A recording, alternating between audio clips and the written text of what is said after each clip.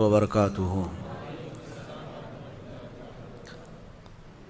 الحمد للہ وکفا وسلام علی حبیبہ المصطفیٰ اما بعد فاعوذ باللہ من الشیطان الرجیم بسم اللہ الرحمن الرحیم ان اللہ وملائکتہ یصلون علی النبی یا ایہا الذین آمنوا صلوا علیہ وسلموا تسلیما اللہم صل علی سیدنا محمد معدن الجود والکرم وآلہ واصحابہ الکرام وابنہ الکریم وبارک وسلم صلاة دائمة سرمدا ابدا بحمدہ تعالی و بکرم مصطفیٰ صلی اللہ تعالی علیہ وسلم۔ معمول کے مطابق آج بھی ہماری تلاوت ہوئی۔ غالباً آپ حضرات سننے والے اگر ہوش میں ہیں تو آپ خود ہی بتائیں آج کتنے پارے ہوئے ہوں گے؟ الحمدللہ۔ جو ایکٹیو ہیں وہی آخر تک ہوتے بھی ہیں۔ قرآن پاک سننا یہ بہت بڑی عبادت ہے۔ آپ ڈیوٹی نہیں ادا کر رہے ہیں بلکہ اللہ کا کلام سن رہے ہیں۔ قرآن کا 1/3 حصہ آج گزر چکا ہے، 10 پارے ہو چکے الحمدللہ۔ مولا کریم بقیہ 2/3 بھی آپ کو تجوید کے ساتھ سننے اور ہمیں پڑھنے کی توفیق عطا فرمائے۔ اللہ تبارک و تعالیٰ نے آج کے ان صورتوں میں جو بیان فرمایا، ایک سورۃ الانفال ہے۔ انفال جو ہے مال غنیمت کو کہتے ہیں۔ اصل میں یہ بدر کے متعلق نازل ہوئی یہ پوری سورہ انفال۔ مال غنیمت کے بارے میں حضور اکرم صلی اللہ تعالیٰ علیہ وسلم سے پوچھا گیا تھا، اس سلسلے میں یہاں پر اس سورہ میں کئی باتیں آئی ہیں۔ بدر کے میدان میں نبی پاک صلی اللہ علیہ وسلم نے اعلان فرمایا تھا لوگوں کو ابھارنے کے لیے یا میدان میں مضبوط رکھنے کے لیے کہ فلاں فلاں کو جس طرح سے کارکردگی ہوگی ویسا انعام دیا جائے گا۔ تو اس میں جتنے جوان تھے وہ میدان میں کود پڑے ہیں، جو بوڑھے صحابہ تھے عمر والے وہ جھنڈوں کو مورچوں کو سنبھالے ہوئے تھے، خیموں کو سنبھالے ہوئے تھے۔ میدان کی ظاہر سی بات ہے فوج کی حفاظت کے لیے بھی کچھ صحابہ ہوا کرتے، تو انہوں نے مورچے سنبھال لیے، جوان لڑنے کے لیے میدان میں کود پڑے۔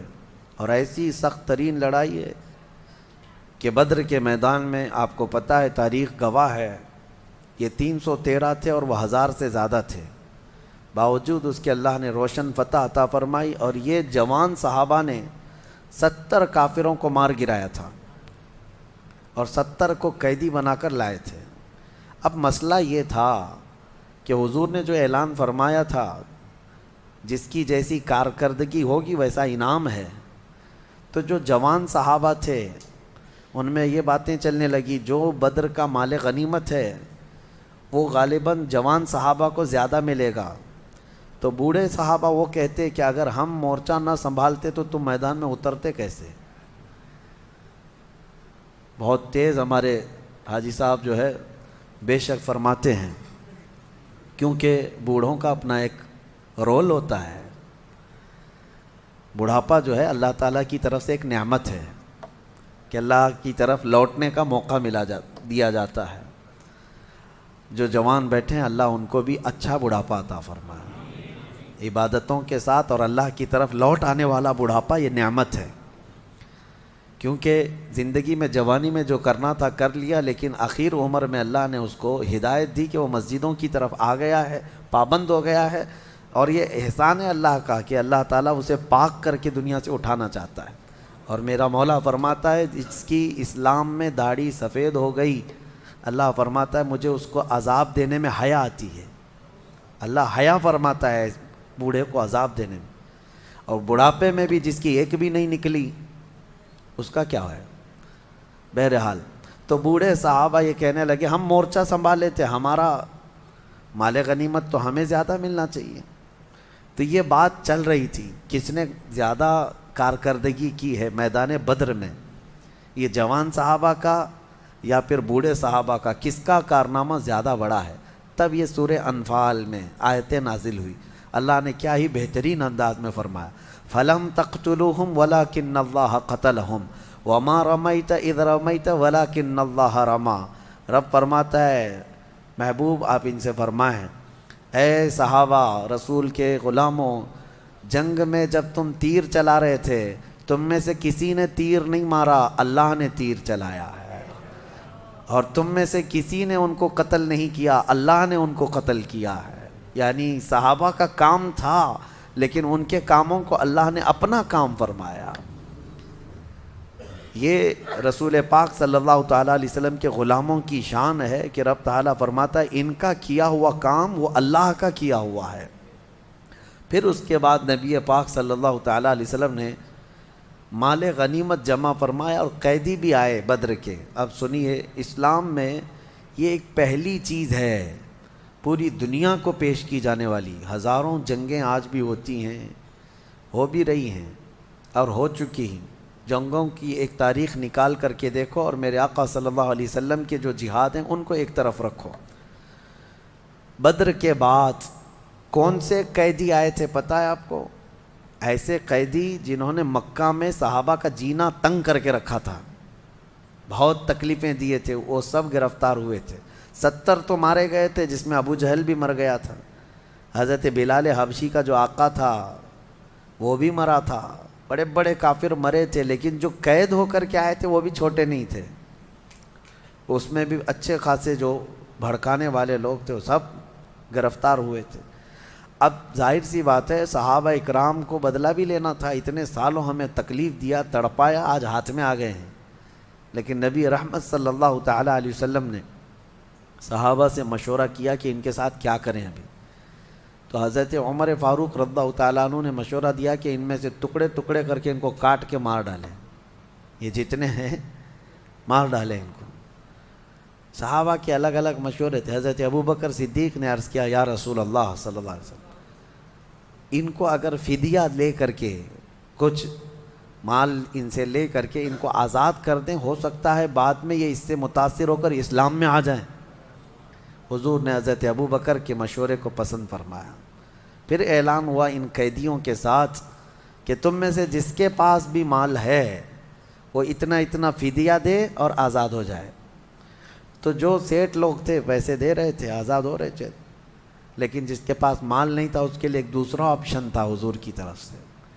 حضور پاک صلی اللہ تعالیٰ علیہ وسلم نے یہ سب سے پہلی چیز دنیا میں قائم فرمائی، قیدیوں سے جس کے پاس مال نہیں تھا اس کو آپشن، سیکنڈ آپشن یہ تھا کہ تم اگر کوئی ہنر جانتے ہو، کوئی فن جانتے ہو تو میرے 10 صحابہ کو سکھاؤ اور آزاد ہو جاؤ۔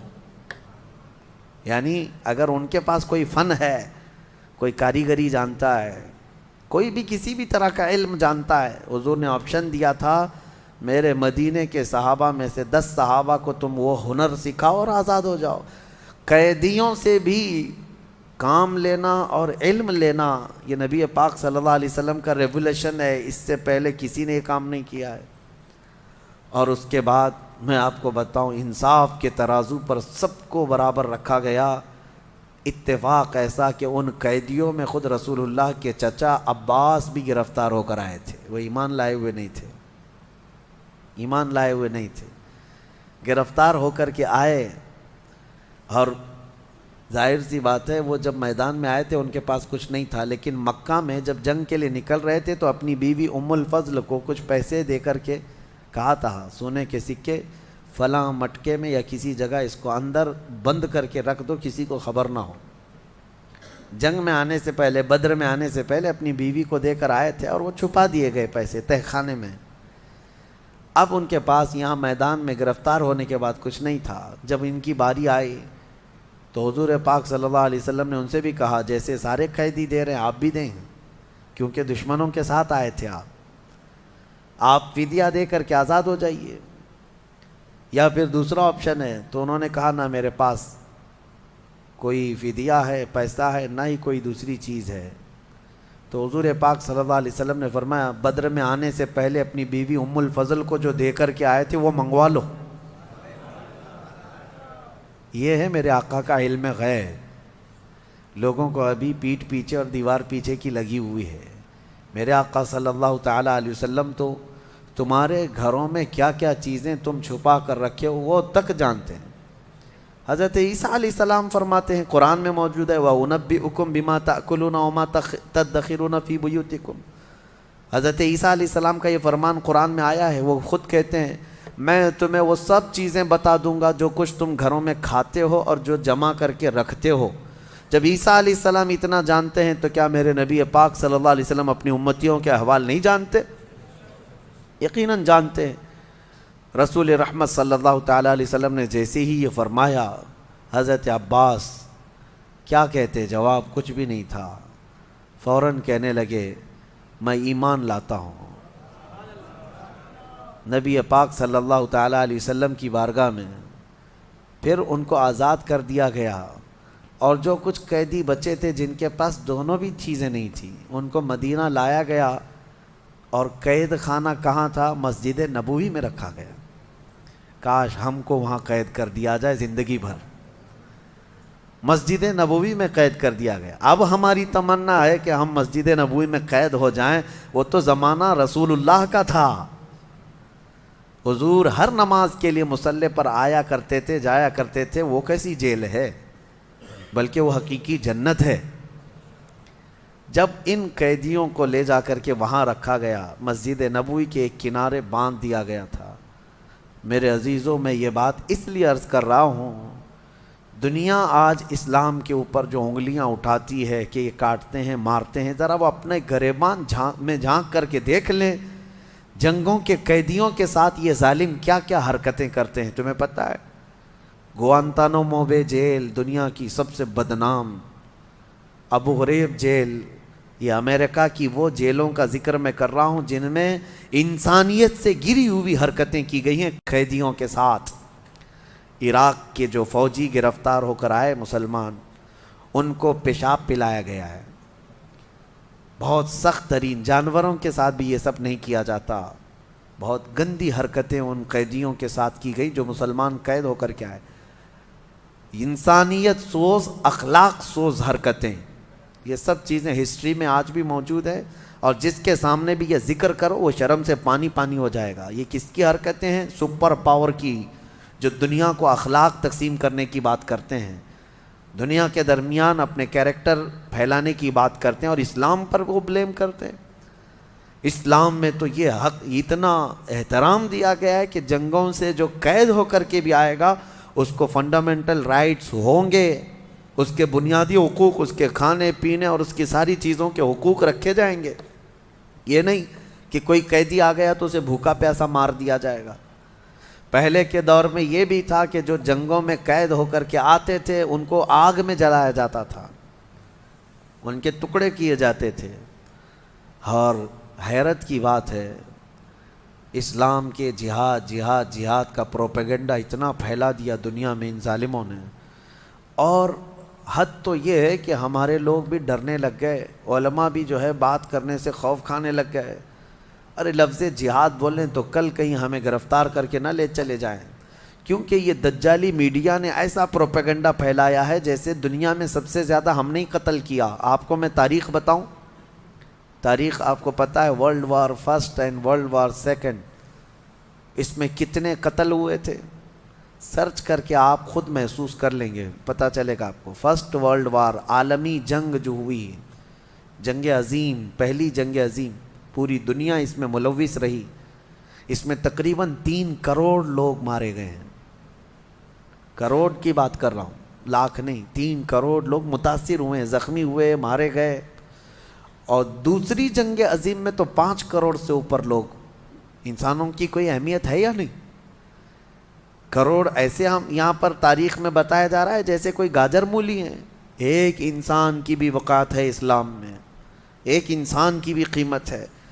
3 کروڑ مارے گئے، 5 کروڑ مارے گئے، لیکن تم میں سے کسی کو آج ہمت نہیں ہے یہ عالمی جنگ کے متعلق کہا جائے کہ یہ سب ورلڈ وار جو ہے دنیا کو فساد میں مبتلا کرنے کی سازشیں تھیں اور پوری دنیا کو تباہ کرنے کے آلے تھے۔ لیکن حیرت اس بات پر ہونا چاہیے ان ظالموں کو، میرے نبی پاک صلی اللہ تعالیٰ علیہ وسلم نے اپنی 10 سالہ زندگی میں، جو مدنی زندگی ہے، کیونکہ مکی زندگی میں ایک بھی جنگ نہیں ہوئی، حضور نے ہجرت فرمایا مدینہ، اس کے بعد سے لے کر آپ کی وفات تک ٹوٹل آپ کی 10 سالہ مدنی زندگی میں 17 جنگوں میں میرے آقا نے شرکت فرمائی. کتنے؟ مسلمانوں کو یہ بات یاد رہے، 17 غزوات میں میرے آقا صلی اللہ علیہ وسلم کی شرکت ہوئی. لیکن آپ کو پتہ ہے پورا ان 17 جنگوں میں کتنے لوگ قتل ہوئے تھے؟ ٹوٹل ملا کر کے 260 کے قریب. ان 17 جنگوں میں 260 لوگ جن کی تعداد بتائی جا رہی ہے. اب آپ بتائیں کہاں 260، کہاں 250 لوگ، اور کہاں 5 کروڑ، کہاں 3 کروڑ. ابھی کرنٹ احوال میں ابھی آپ جا کر کے دیکھیں، عراق امریکہ کی جنگ میں عراق میں نئے نئے قبرستان بن گئے ہیں. قبریں گن نہیں سکو گے آج. جو ڈیٹا گورنمنٹ دیتی ہے وہ ایک محدود طریقے کا ہے، باقی وہاں کے جو حالات ہیں اللہ کی پناہ. سیریا میں کس نے جنگ چھیڑ رکھا ہے آج تک؟ یمن کو کون مار رہا ہے؟ افغان میں 20 سال نیٹو فوجوں نے کیا کیا؟ ان کے پاس کوئی ڈیٹا ہے؟ ان کے پاس کوئی تعداد ہے؟ کتنے لوگ مارے گئے؟ افغان کی سرحد پر جا کر دیکھیں، عراق ہو، یمن ہو، سیریا ہو، لاکھوں کی تعداد میں قتل ہو گئے، لاکھوں کی تعداد میں قتل ہو گئے ہیں. چلو ٹھیک ہے، ان کو ایسا لگتا ہے کہ مسلمانوں کا قتل ہوا تو نہیں بولنا چاہیے. فی الحال رشیا جو یوکرین پر اٹیک کر رہا ہے، کوئی ان کے پاس تعداد ہے یوکرین میں کتنے لوگ مارے گئے؟ قتل ہے، چاہے کوئی بھی کرے. یہ جتنی دجالی میڈیا ہے ان کے منہ میں اب مینڈک بیٹھ گئے ہیں. کوئی نہیں کہنے کی ہمت کرتا ہے کہ رشیا آتنکوادی ہے. کوئی یہ نہیں کہہ سکتا کہ وہ زبردستی کی جنگ کر رہا ہے. ٹیررسٹ کا لفظ استعمال ہی نہیں کریں گے. لاکھوں قتل کیے ہیں ان لوگوں نے دنیا میں، لاکھوں قتل کیے ہیں. میں پوری چیز لے کر کے آپ کے سامنے بیٹھ سکتا ہوں، لیکن اس کے برعکس اسلامی تاریخ میں اگر 250 کی تعداد میں قتل مل جائے تو سچ کہا شاعر نے، سچ کہا. وہ قتل بھی کرتے ہیں تو چرچا نہیں ہوتا، ہم آہ بھی کرتے ہیں تو ہو جاتے ہیں بدنام. ہم آہ بھی کرتے ہیں تو ہو جاتے ہیں بدنام، وہ قتل بھی کرتے ہیں تو چرچا نہیں ہوتا. بات صرف اتنی ہے کہ آج دنیا صرف طاقت کی زبان جانتی ہے، دنیا صرف دولت کی پجاری ہے. جس کے پاس آج بہت زیادہ دولت ہے یا جو بہت زیادہ سپر پاور ہے، اس کے سارے عیب یہ دنیا چھپا دیتی ہے. اور جو غریب قوم ہے اس کا ایک جرم بھی پوری دنیا کو دکھا کر کے اس کو سب سے بڑا چور ثابت کرتے ہیں. یہ دگلی پالیسی دنیا میں آج موجود ہے. لہٰذا آپ کو نروس ہونے کی ضرورت نہیں. تمہارا دین سچا ہے. تمہارے مصطفیٰ کریم صلی اللہ علیہ وسلم میرے آقا نے اس روئے زمین پر جو مظاہرہ فرمایا، یقیناً وہ رحمت للعالمین کا مظاہرہ فرمایا ہے، وہ یقیناً رحمت رہے. تو یہ بدر کے حالات کے بعد کی چیزیں سورۃ الانفال میں بیان کی گئی ہیں، اور 70 قیدی وہاں پر مارے گئے. میں کہتا ہوں اب یہاں پر کچھ لوگ یہ کہتے ہیں کہ مدینے سے نکل کر کے یہ لوگ گئے اور اٹیک کیا مکہ والوں پر، اور بیچارے 70 لوگوں کو مارا اور 70 لوگوں کو پکڑ کر کے لائے. محمد صلی اللہ علیہ وسلم کے لوگ یہ ظلم کی ہے. ان الوؤں کو یہ بات بولنے میں شرم بھی نہیں آتی کہ حضور صلی اللہ علیہ وسلم گئے، ان کو مارے اور پکڑ کے لائے. بیوقوف ہو، 313 کو لے کر گئے تھے اور آئے کتنے تھے؟ 1000 سے زیادہ. ابھی میں آپ سے ایک چیز پوچھتا ہوں، سوال ہے آپ سے. ممبئی میں آپ لوگ رہتے ہیں اور دلی یہاں سے کافی دور ہے. اگر دونوں میں ٹھن گئی، ممبئی والوں میں دلی والوں میں، اللہ کبھی نہ کرے، مثال دے رہا ہوں، دونوں میں کچھ اختلاف ہو گئے اور جنگ کی نوبت آ گئی. ممبئی سے قریب کلیان ہے، پنویل ہے، یا سمجھ لیں اور تھوڑا سا آگے کی طرف جائیں، کلیان کے پاس یا پنویل کے پاس یہ جنگ ہو گئی. کس کی؟ دلی والوں کی اور ممبئی والوں کی. مجھے بتاؤ کیا کہا جائے گا، کہ ممبئی والے لڑنے کے لیے گئے تھے کہ دلی والے لڑنے کے لیے آئے تھے؟ ظاہر سی بات ہے وہ آئے تھے، ہم گئے نہیں تھے یہاں سے. اسی طرح سے اگر دلی کے قریب دوسرے وہاں سے سٹے ہوئے شہر ہے، نوئیڈا ہے، غازی آباد، وہاں اگر جنگ ہوئی ہوتی تو یہ بلیم کیا جاتا ممبئی والے وہاں گئے تھے مارنے کے لیے۔ یہی حال ہے، بدر کا لوکیشن اگر آپ کو پتہ چل جائے کہ کہاں ہے تو سب بات سمجھ میں آ جائے گی۔ بدر مدینے سے قریب ہے، مکہ سے دور ہے، مکہ سے تقریباً 300 کلومیٹر اور مدینے سے تقریباً 100-150 کے آس پاس۔ تو اب مجھے بتاؤ مکہ والے گئے تھے کہ مدینے والے گئے تھے؟ مکہ والے آئے تھے لڑنے کے لیے، نبی پاک صلی اللہ علیہ وسلم ڈیفنس کے لیے نکلے۔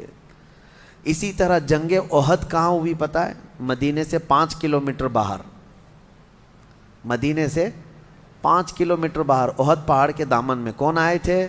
مکہ والے آئے تھے۔ جنگ خندق کہاں ہوئی پتہ ہے؟ مدینہ پاک سے تقریباً 4 کلومیٹر باہر، مدینے سے 4 کلومیٹر باہر خندق کھودنی پڑی مدینے کو بچانے کے لیے۔ کون آئے تھے لڑنے کے لیے؟ مکہ والے آئے تھے۔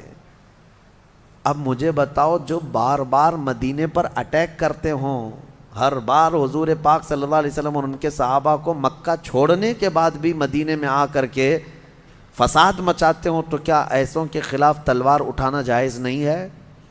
اپنے دیش کی رکشا ہر فوجی کرتا ہے، ہر کوئی کرتا ہے۔ میں آپ کو بتاؤں، اگر میرے ملک کے سرحدوں پر کھڑے ہوئے سپاہی ہیں، ان کو کچھ خصوصی اختیارات ملے ہوئے ہیں، کوئی اگر بارڈر کراس کر کے آ رہا ہے کسی دوسری کنٹری سے، تو یہ فوجی انتظار نہیں کرتا کہ میرا سینئر آرڈر دے گا اب میں اس کو کروں گا۔ اس کو اتنا پاور ہوتا ہے، وہیں جگہ پر اس کو شوٹ کر دیتا ہے۔ بارڈر پر باضابطہ بارڈر سے 1 کلومیٹر آگے پیچھے یہ لکھا بھی جاتا ہے وارننگ کہ اس سے آگے نہ جائیں ورنہ سپاٹ پر شوٹ کیا جائے گا۔ وہاں پر یہ نہیں دیکھا جائے گا کہ بھٹک کے آئے تھے کیا کیے تھے، فوجی کو یہ اختیار ہوتا ہے۔ کیوں فوجی مار دے رہا ہے؟ اس لیے کہ ہر ایک کو یہ فکر ہے میرے دیش کی حفاظت ہونی چاہیے، میرے ملک کی حفاظت ہونی چاہیے۔ اور وہ صحابہ اگر اپنے مدینے کی حفاظت کے لیے کھڑے ہو گئے تو ان ظالموں نے ایسی وہ بنا کر کے پیش کی، امیج بنا کر پیش کی ہے دنیا میں کہ وہ صرف لڑنے والی قوم تھی، لڑتے رہتے تھے۔ انہوں نے اپنے ملک کی حفاظت کے لیے تلواریں اٹھائی ہیں، اور اللہ تعالیٰ نے ان کی مدد ایسی فرمائی کہ وہ مدینہ بچاتے بچاتے اتنا پھیل گئے کہ جتنے دشمن تھے انہیں بھی مجبوراً مدینہ طیبہ کی حکومت کے انڈر میں آنا پڑا۔ پھر جب مکہ فتح ہوا تو پھر لوگ جوق در جوق اسلام میں آنے لگے، اور پھر اسلام کی کوئی سرحد نہ رہی، دنیا میں یہ پھیلتا ہی چلا گیا، پھیلتا ہی چلا گیا۔ آج بھی قرآن کی جو آیتیں ہیں اس میں یہی اللہ نے فرمایا کہ اللہ تعالیٰ فرماتے وَقَاتِلُوهُمْ وَقَاتِلُوا الَّذِينَ يُقَاتِلُونَكُمْ، ان سے جنگ کرو جو تم سے جنگ کر رہے ہیں، ان سے لڑو جو تم سے لڑ رہے ہیں۔ اور آج ہم نے ایک آیت تلاوت کی ہے سورہ انفال کی آخری آیتوں میں سے، وَإِن جَنَحُوا لِلسَّلْمِ فَاجْنَحْ لَهَا وَتَوَكَّلْ عَلَى اللَّهِ، اور کوئی قوم اگر امان چاہتی ہے تو تم بھی امان میں آ جاؤ، کوئی پیس چاہتی ہے، امن چاہتی ہے تو آپ بھی امن میں آ جاؤ۔ حضور کو حکم ہوا ہے فَاجْنَحْ لَهَا، آپ امن کے لیے جھک جائیں، پیس کے لیے آپ تیار ہو جائیں اور اللہ پر بھروسہ کریں۔ یہ اسلام ہے۔ یہ اسلام کے بہت سارے وہ پیغامات ہیں جس کو لوگ آج کھل کر کے بتا بھی نہیں رہے۔ جہاد میں جانے سے پہلے میرے آقا صلی اللہ تعالیٰ علیہ وسلم صحابہ کو بھی یہ تلقین کرتے کہ جس میدان میں، جس وادی میں تم لڑنے کے لیے جا رہے ہو، وہاں کی کسی عورت کو نہ چھونا، بوڑھوں کے ساتھ لڑائی نہ کرنا، بچوں کو نہ مارنا، وہاں کی عبادت گاہوں کو نہ توڑنا، وہاں کے درختوں کو نہ اکھاڑنا۔ یہ سب پیغامات صحابہ کو دیے جاتے تھے، مجاہدین کو دیے جاتے تھے۔ یہ ہے اصل جہاد جو نبی پاک صلی اللہ علیہ وسلم نے لوگوں کو سکھایا ہے۔ اور ان ظالم کتوں کو دیکھو، آج عراق میں جاؤ، ایسے ایسے بم گرائے ہیں کہ وہاں پر سبزہ بھی نہیں اگ سکتا، ایسے ایسے بم گرائے ہیں کہ گھاس بھی نہیں نکلتی اب اس زمین پر۔ اور دنیا کو امن کا پیغام اور پیس کا پیغام دینے والے مجھے یہ بتا سکتے ہیں ناگاساکی اور ہیروشیما کو کس نے تباہ کیا؟ کون ہے جو ایٹمی ہتھیار کا سب سے پہلے دنیا میں استعمال کیا، نیوکلیائی پاور کو سب سے پہلے دنیا میں زمین پر استعمال کرنے والی طاقتیں کون ہیں؟ عرب نے استعمال کیا، مکہ والوں نے استعمال کیا، مدینے والوں نے استعمال کیا۔ یہ میڈیا والوں کے منہ میں یقیناً مینڈک ہے، یہ نہیں بولیں گے۔ ناگاساکی اور ہیروشیما کو تباہ کرنے والی طاقت وہ آج ان کی سپر پاور دادا ہے، اور اسے کوئی نہیں کہتا کہ امریکہ نے کس طرح کے ہتھیار استعمال کیے تھے اس وقت، ویتنام کی جنگ، یہ سب تاریخ ہے میرے عزیزو۔ بات صرف اتنی ہے کہ میڈیا ان کے پاس ہے، اخبار ان کے پاس ہے، پرنٹ میڈیا، الیکٹرانک میڈیا، ساری چیزیں، اور یہ جھوٹ کو سچ لکھتے رہیں اور سچ کو جھوٹ لکھتے رہیں۔ لیکن میں آپ سے یہ گزارش کرنا چاہوں گا، آنکھ بند کر کے جو کچھ دکھایا جائے اس کو منعن تسلیم نہ کرو، بلکہ قرآن کہتا ہے جب کوئی فاسق تمہارے پاس خبر لے کر کے آئے اس کی تحقیق کرو، فتبینوا، ورنہ کہیں تم جہالت میں شرمندگی اٹھانا نہ پڑے۔ تمہیں ہمیشہ یہ بات یاد رہنی چاہیے۔ کبھی ایسا ہوتا ہے کہ ان کا حال یہ ہے میڈیا والوں کا کہ کسی چیز کو اتنا بولو اتنا بولو اتنا بولو کہ وہ سچ لگنے لگ جائے، سچ لگنے لگ جائے۔ جیسے کہ پرانے زمانے میں کہا گیا ایک آدمی بکرا خریدا، 4 ٹھگی جو ہے پلان کے اعتبار سے راستے میں کھڑے ہو گئے کہ کسی نہ کسی طرح اس کا بکرا حاصل کرنا ہے۔ سب جو ہے فاصلے فاصلے پر کھڑے ہو گئے۔ پہلا ملا، بکرا جو خرید کے لے جا رہا تھا بیچارہ بھولا آدمی تھا، اس کو دیکھتے ہی یہ ٹھگی نے کہا میاں کتا کتنے کا لیے؟ وہ غصے میں کہنے لگا کتا دکھ رہا ہے، میں نے بکرا خریدا ہے، بکرا ہے یہ۔ کہا ارے میاں کتا ہے۔ تو بحث ہوئی تھوڑی سی، بہت تکرار ہوئی، بہرحال وہ ٹھگی تو چلا گیا۔ اب یہ جو ہے لے کر کے نکلا، کندھے پر لے کر کے بکرے کو چلنے لگا۔ آگے پلان کے مطابق دوسرا کھڑا تھا، اس نے کہا میاں کتا تو بہت اچھا ہے آپ کا۔ اس نے کہا یہ کیا ہو گیا لوگوں کو؟ پھر اس سے تھوڑی بہت بحث کیا، لڑا کہ تم کو کیا ہو گیا کہ میرے بکرے کو کتا کہہ رہے ہو، میں بکرا لے کر کے آیا ہوں۔ وہ ٹھگی ہنسنے لگا، تم کو لگ رہا ہوگا لیکن ہے وہ کتا، یہ کہہ کر کے وہ چلا گیا۔ 2 جب ہو گئے تو دل میں شک آنے لگ گیا، میں نے کتا تو نہیں خریدا۔ اس کو پکڑ پکڑ کے تو دیکھا، جگہ جگہ سے سب بکرا ہی دکھا۔ خیر دل کو اپنے منا لیا، چلا۔ تیسرا ٹھگی کھڑا تھا، اس نے کہا میاں بہت خوبصورت کتا لے جا رہے ہو، گھر کے لیے لیے ہیں یا کسی اور چیز کے لیے؟ بالکل نارمل انداز میں۔ اب اس کو تھوڑا اور زیادہ شک ہو گیا، پہلا بولا تھا، دوسرا بولا تھا، اب تیسرا بھی بول رہا ہے، میری آنکھوں کا قصور تو نہیں ہے کہ کتا ہی ہے یہ؟ کندھے سے اتار دیا، بحث نہیں کیا۔ گھر قریب تھا، گھر کے پاس ہی وہ چوتھا ٹھگی بھی کھڑا تھا، وہ آخری تھا۔ اس نے کہا کہ میاں کتنے کا کتا لائے آپ نے؟ یہ کتا تو میں بھی ڈھونڈ رہا تھا، اس طرح کا کتا ملتا نہیں ہے۔ وہ بیچارہ چھوڑ کے بھاگ گیا، کہا لے لو بھائی، یہ کتا مجھ سے غلطی ہو گئی، میں بکرا لانے گیا تھا، کتا آ گیا تھا بکرا ہی، لیکن بیچارہ وہ کتا وہ چھوڑ کر کے چلا گیا۔ وہ چاروں ٹھگیوں نے اپنے اپنے پلان کے مطابق اس کا بکرا حاصل کر ہی لیا، وہ خالی ہاتھ گیا۔ میں آپ کو کہتا ہوں دنیا 1000 بھونکے، کبھی تم اپنا بکرا چھوڑنا مت۔ تمہارے پاس جو بکرا ہے وہ چھوڑنا مت۔ دنیا کو بھونکتی ہے، بھونکنے دو۔ جہاد، ہاں ہے میرے پاس جہاد۔ نماز، ہاں ہے نماز سب سے بہترین عبادت۔ داڑھی، ہاں سب سے بہترین چیز ہے مرد کے لیے۔ ان کے بھونکنے سے تم اٹھا کر کے کیوں نالیوں میں پھینکتے ہو؟ ان سے کہو نہیں۔ کچھ لوگ یہ تمہیں بار بار ٹونٹ ماریں گے کہ یہ کیا ہے داڑھیوں کا، پرانا زمانے کا طریقہ ہے۔ کہو تم اپنی چوٹیاں سنبھالو، ہم اپنی داڑھیوں میں خوش ہیں۔ نبی پاک صلی اللہ تعالیٰ علیہ وسلم کی سنت مبارکہ، اس طرح سے کچھ چیزوں کو ٹارگٹ کر کر کر کے تم سے دور کیا جاتا ہے۔ اور یہ دنیا کی جو خبریں دینے کے لیے بٹھائے گئے ہیں، یہ سب وہی ٹھگی ہیں جو بکرے لینے بیٹھے ہوئے ہیں۔ میڈیا میں جتنے چینل میں بیٹھے ہیں سب ٹھگی ہیں، تمہارے بکرے لے لیں گے۔ اسی لیے ان کے کتا کہنے سے تمہارا بکرا کبھی کتا نہیں بنے گا، یہ بات ہمیشہ ذہن میں رکھے۔